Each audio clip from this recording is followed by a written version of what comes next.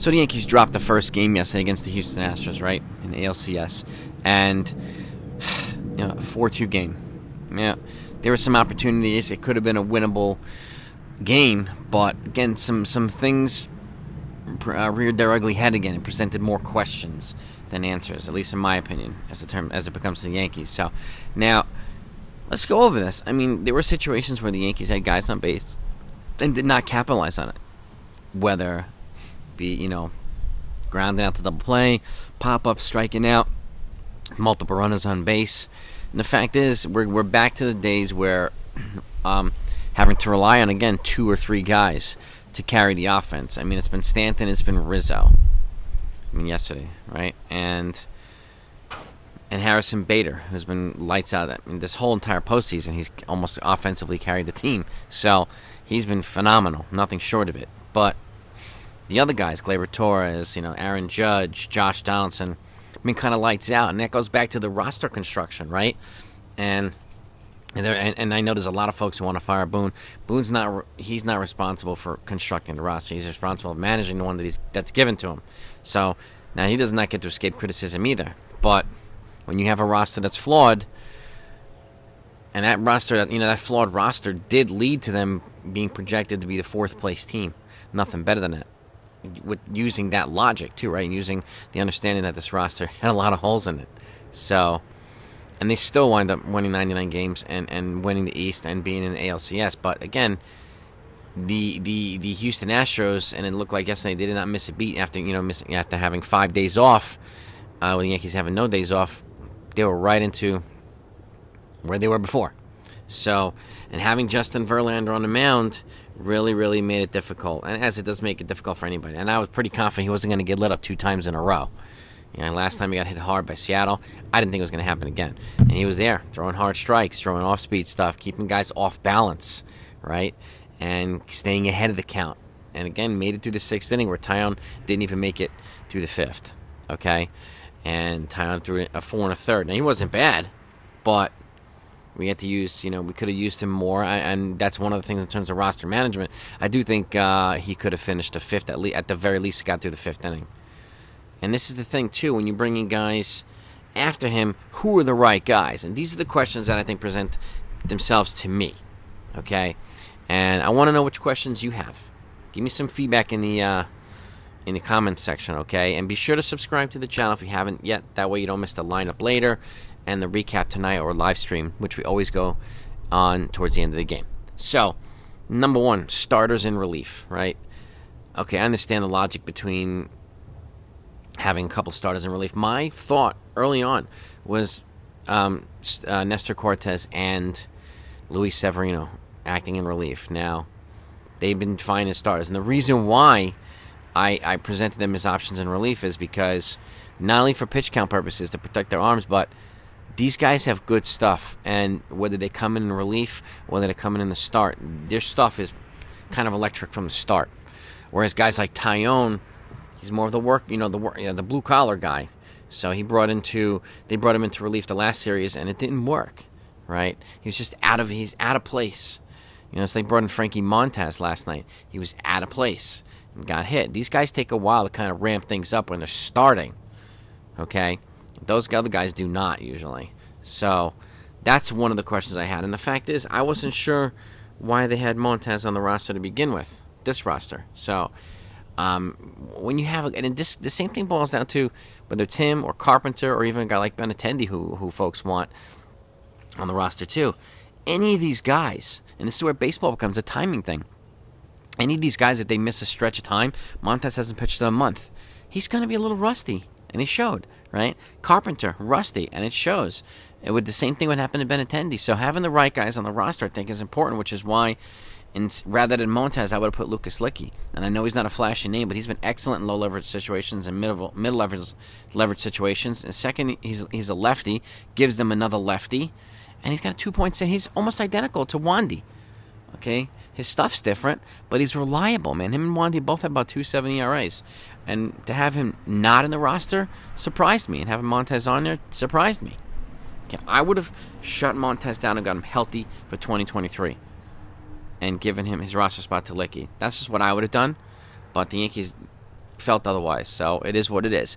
I'm okay with having Greg Weissert on there because I know he's had some jitters, but that was in the beginning when he first got called up from AAA. He settled down nicely, and his stuff is very similar to Scott Efros. His stuff has a lot of movement. So to me, that was a good move putting him on that in that bullpen too. And I'm okay with Miguel Castro too. So, but it's the Licky versus the Montez, which confused me. You let me know what you think. Next up is, again, going back to the roster mismanagement. I personally would be playing IKF at third and then Peraza at short to maximize kind of the defensive capabilities in infield. And right now, IKF is a better contact hitter. He puts the ball in play more than Donaldson. I feel like they use Donaldson there waiting for the big hit, which doesn't happen very often. He looks lost at the plate. So I would sit Donaldson and bring him in later in the game for defensive replacement. And if they want to try the big hit just like they're doing with Carpenter and not getting, that's what I would do. Because IKF plays out of position short. You move him to third where he's got a gold glove. Peraza's an excellent. He's their best, probably the best shortstop in the whole pipeline. You put him in there too. And the other thing is he's fearless. And IKF and Peraza do one thing. They put the ball in play. They also run up pitch counts. They're aggressive. In order to beat the Astros, we're going to have to get deep into the games and with our pitchers, but take their pitchers out early. They had a shot to take out Verlander early last night, and then they kind of deviated from that plan. So, but Verlander was like at 63 pitches through 3. You could have had him at probably at 100 an inning before or close to it or into the 5th and possibly got him out of there. But no, he got through 6. So, that's different. Even a 90% Verlander is better than 100% of most other people. So, you got to get him out of there early, just like they hope to do tonight with Valdez. Framber Valdez against Luis Severino tonight. So, you got to jump on these guys early. That's why I think guys like that who put the ball in play, who take pitches, don't swing itself wildly. Now, that happens too, but these guys run up the pitch count, and they foul a lot of balls off. They put the ball in play. And if there's a runner on third, and you have a guy like IKF who can put the ball in play on the ground, hit the ball to third, it's very difficult to double him up because he's fast. The runner likely scores. Or if he picks a sac fly to the outfield, the runner likely scores, rather than striking out 80% of the time like Donaldson does at this point. So this is one of the little things where I think the Yankees could be managing their lineup a little bit better and their roster a little bit better. So, but again, I don't work for them. They have their logic and whatever analytics says and whatnot. But analytics should not be linked in with striking out. They struck out 17 times last night. That's not an analytics thing. Okay, it really isn't. Next up is, again, going back to working counts. We need more guys that work counts. And the guys that work counts quite a bit haven't really been in the lineup that much. So, and we need that. Instead of, giving these guys 7-8 pitch innings, we don't want to do that. Like teams, when we have our big guys on the mound, teams work the count as much as they can. We need to do the same. We absolutely need to do the same. And there's no doubt about it. Okay? Next up, I have a list here of things I just want to bring up. So, guys who haven't played, guys who haven't played, why are they all of a sudden in the game? It goes back to the timing thing. Okay? The timing isn't there. Their rhythm isn't there. And that matters. That matters, especially right now. They're not playing the Cincinnati Reds or the Rockies. They're playing the Houston Astros, the best team, the premier team in the American League. They've been to the last 6 ALCSs. Okay? This being the 6th. Since 2017, they've made it to the ALCS. At least. Okay? So, they have to figure out a way to out-Astros the Astros. And they have the pieces here to do it. But they can't be afraid to sit guys like Donaldson. Right? Or Carpenter. Okay?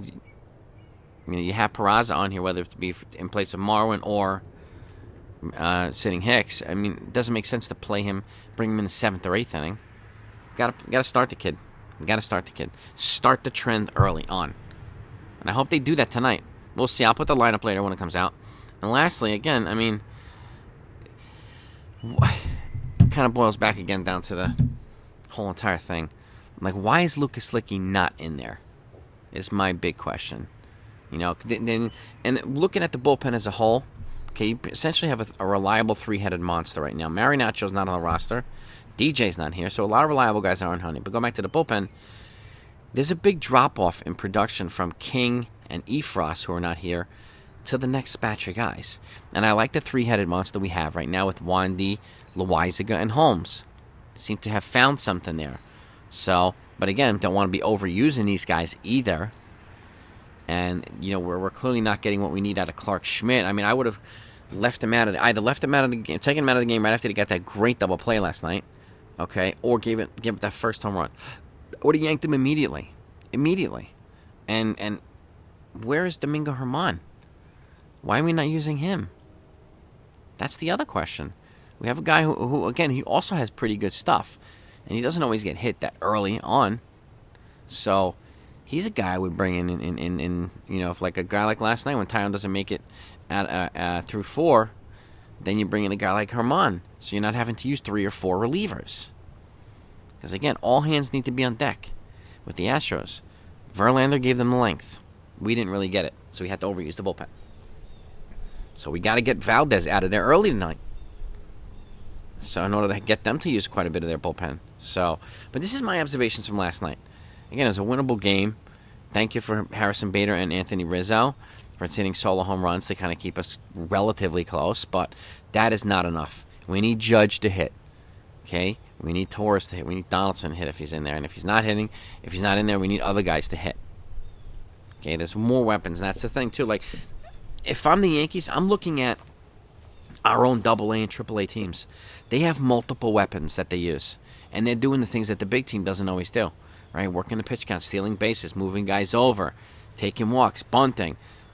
All different types. They create havoc on the base paths.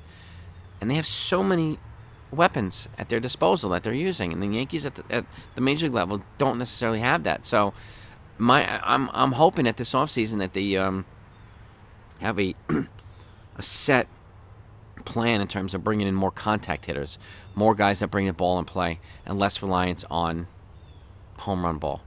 So, and partly that's going to have to mean moving on from Donaldson and Hicks, obviously. And I don't know what they're going to do with Torres, but they have to bring more aggressiveness into this lineup, one way or the other. Give me your feedback, gang. I'll talk to you later.